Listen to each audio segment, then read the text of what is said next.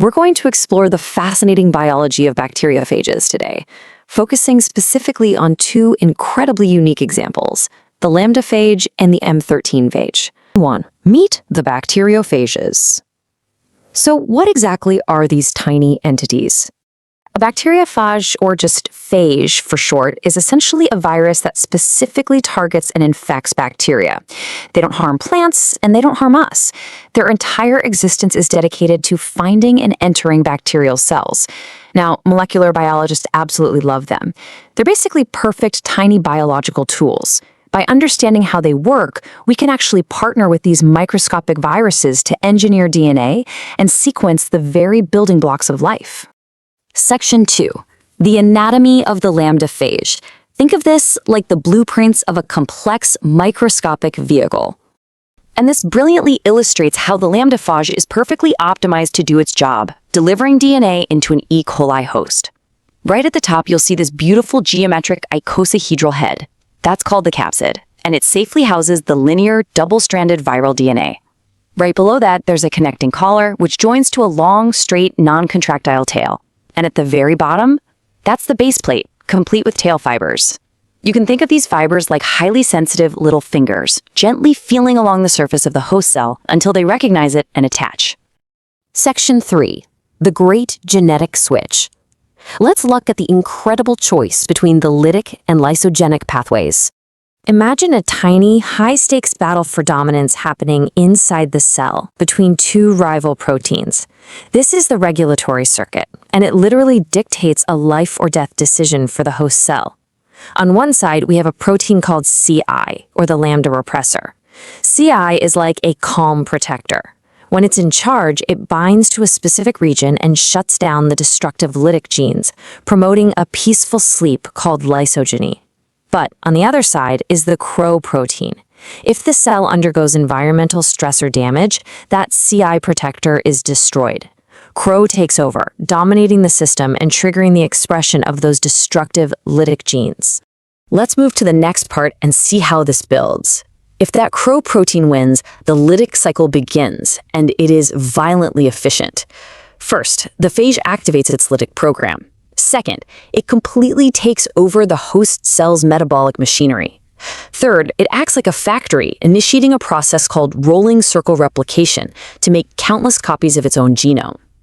Fourth, it forces the host to synthesize new head and tail proteins, assembling them into fresh, new variants.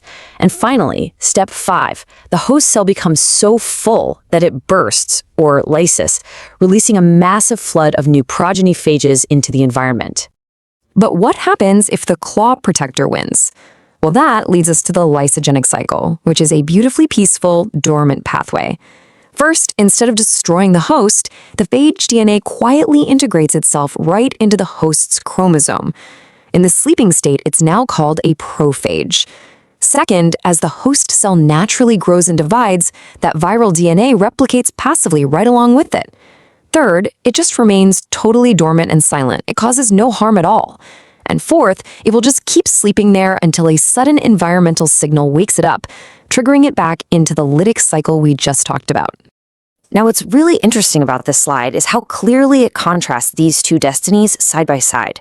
In the lytic cycle, the phage is highly active and virulent, whereas in the lysogenic cycle, it's totally dormant as a prophage.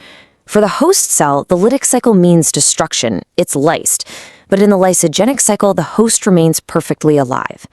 Genetically, the lytic virus acts independently to replicate, while the lysogenic virus integrates peacefully into the host's DNA. And to sum it up, the primary protein driving destruction is CRO, while the one preserving life is CI. Section 4. Engineering with Lambda Vectors. Here's where we turn this incredible natural biology into a scientific tool. Because we understand this delicate biological balance, scientists can actually harness the Lambda Phage and use it as a powerful cloning tool. They do this mainly with two types of vectors, insertion vectors and replacement vectors. Insertion vectors use a single restriction site. It's basically a single cut where a new piece of foreign DNA is added in without removing any viral sequences. But this only works for smaller pieces of DNA, up to about 10 kilobases. Replacement vectors, on the other hand, use two restriction sites. It's a bit like swapping puzzle pieces. Scientists excise, or cut out, a non-essential piece of the virus called the stuffer fragment.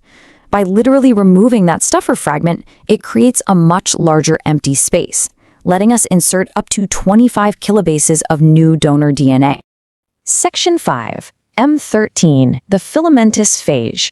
Let's shift our focus from the dramatic Lambda phage to a much gentler alternative. The anatomy of the M13 phage is beautifully different from what we've seen so far. Unlike the rigid geometric head of the Lambda phage, M13 is a filamentous, flexible cylinder. It's incredibly long and thin. Inside this flexible tube sits a very small, circular, single strand of DNA.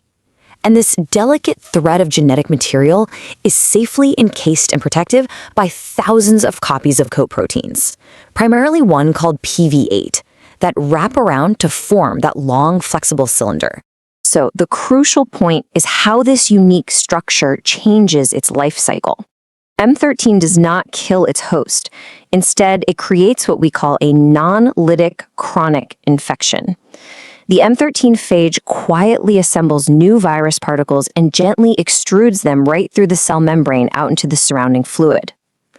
And while it's pushing these new phages out, the host bacterial cell continues to safely grow and divide. It essentially turns the host into an elegant living factory for the continuous high-yield production of single-stranded DNA.